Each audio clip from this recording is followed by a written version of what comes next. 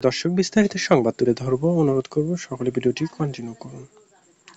বিএনপির ভারপ্রাপ্ত চেয়ারম্যান তারেক রহমানকে দলটির জন্য অভিশাপ বলে মন্তব্য করেছেন আওয়ামী লীগের সাধারণ সম্পাদক ওবায়দুল কাদের।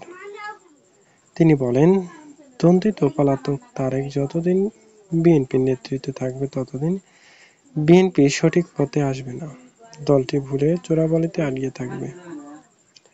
খুলনা বিভাগীয় আওয়ামী লীগ নেতাদের সঙ্গে মতবিনিময়ে এ সভা রাজনীতি পক্ষের বিএনপিদের নেতৃত্ব সভা ধরেন ওবায়দুল কাদের। বৃহস্পতিবার দুপুরে রাজধানীর বঙ্গবন্ধু এভিনিউয়ে আওয়ামী লীগের কেন্দ্রীয় কার্যালয়ের এক অনুষ্ঠানে এসব কথা তুলে ধরেন ওবায়দুল কাদের। লন্ডন থেকে যার হুকুমে বিএনপি চলে, তার ফ্রি স্টাইল নেতৃত্ব এখন বিএনপির নেতাদের মেনে নিতে কষ্ট হচ্ছে।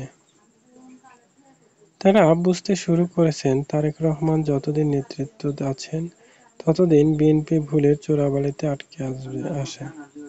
এখান থেকে তারা আর বের হতে পারবে না বলে জানিয়েছেন আওয়ামী লীগের সাধারণ সম্পাদক ওবায়দুল কাদের। প্রিয় দর্শক, আপনার মতামত জানতে চাই। সকলে ভালো থাকুন, ধন্যবাদ।